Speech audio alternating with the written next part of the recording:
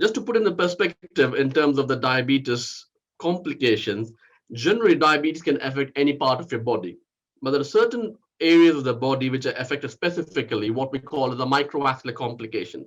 Your eyes, you'd call it retinopathy. If it affects your kidneys, you call it nephropathy.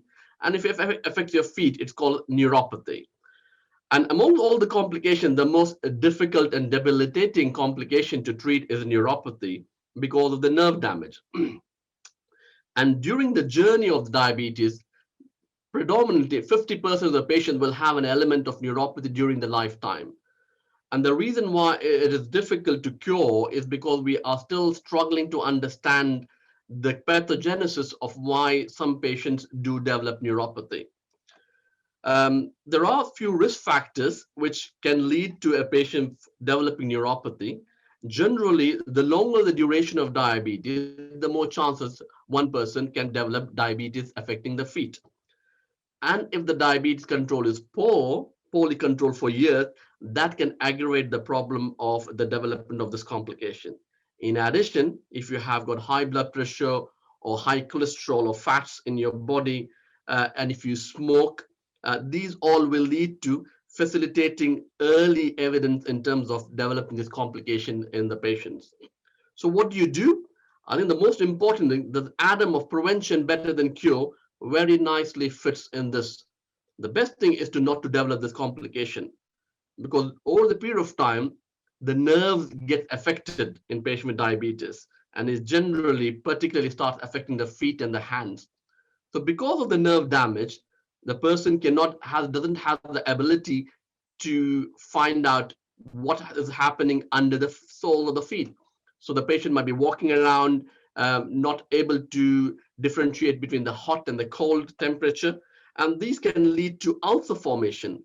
And once you get an ulcer, the mortality of patients developing significant illness is very high in the 5 year period after development of an ulcer. So the best option is not to develop an ulcer. And how do you go about doing it? Is to make sure you examine the feet on a daily basis. In addition to making sure that your diabetes control is very good, your blood pressure control is very good, your diet and lifestyle is maintained, all these put into factors. And if you're smoking, I make sure you stop smoking. Do we know that one third of the patients with neuropathy have got poor vascular supply, poor blood supply? And this further enhances the problem. So if a person develops an ulcer or a wound in the foot, not having good blood supply impairs healing process. And this unfortunately leads to amputation. Do we know that diabetes is the most common cause of non-traumatic amputations throughout the world? And that's a worrying sign, worrying statistic. But it's not all doom and gloom. I think the most important thing is to raise awareness. As patients, it's very, very important that we know how to look after our body. And the best time to do is to, before you go to bed, you make sure you examine your feet, especially between the toes. Examine to make sure that you don't have any ulcers or cuts or blisters. And also making sure that we have a regular appointment. One thing to note about is patients with neuropathy where you have no sensation in your feet, it's very, very dangerous trying to cut your own nails. The best is to making sure that the podiatrist or the people who are expert in these things do it on a regular basis. In addition, also making sure you have a moisturizing cream applying to your feet on a daily basis to keep your skin supple and moist. Because majority of the patients with nerve damage will have dry skin, hard skin, and that can be a precursor of development of an ulcer.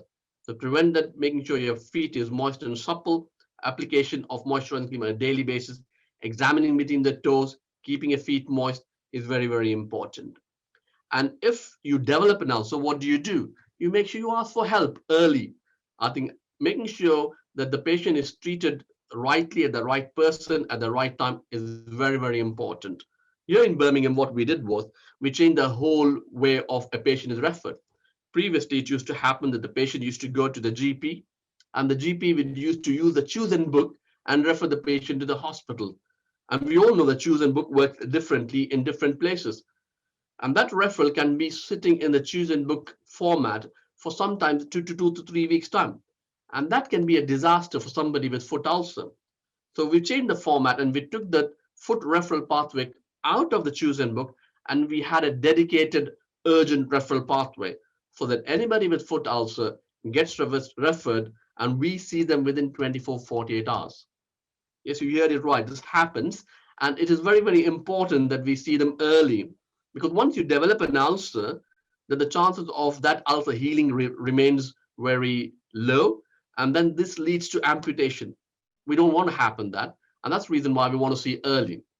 And this is what I really advocate, that whichever part of the world or whichever part of this country you are, I think it's very, very important that you ask for help. You seek help and you ask for help, and you'll be seen by the appropriate person dealing with the foot as early as possible.